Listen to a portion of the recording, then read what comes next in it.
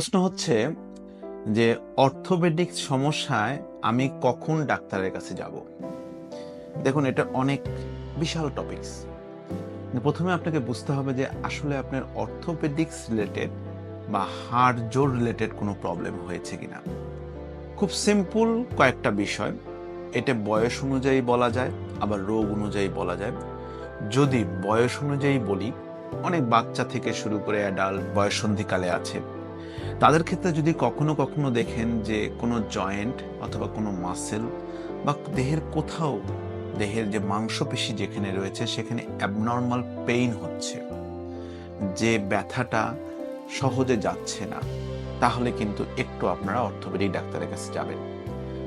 বয়স্ক জনিত মধ্য বয়স থেকে শুরু করে বয়স্ক মানুষদের যদি কখনো বিশেষ করে হাঁটু, কোমর অথবা হিপ জয়েন্টে ব্যথা হয়, সেগুলোকে কখনোই আপনারা ইগনোর করবেন না। সতর্কভাবে ডক্টরের পরামর্শ নিয়ে অ্যাটলিস্ট নিশ্চিত হবেন যে এটাতে কোনো সমস্যা নেই। সমস্যা নেই এটা জানার জন্য হলেও কিন্তু একবার একটু ডক্টরের কাছে যাওয়া উচিত। তাহলে আপনারা ভবিষ্যতে যে অনাহুত কিছু বড় ঝামেলা থাকে সেটা থেকে নিজেকে আপনারা খুব সহজেই প্রতিহত করতে পারবেন।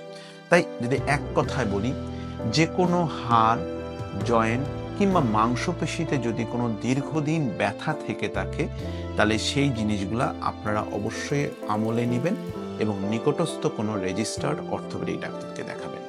হাড় সমস্যার যে কোনো সমাধান জানতে ইউটিউবে ডাক্তার দিবাকর সরকার নামে আমার একটি চ্যানেল এবং ফেসবুকে আমার একটি পেজ রয়েছে। আমার চ্যানেলটি সাবস্ক্রাইব করুন এবং আমার পেজে লাইক দিন।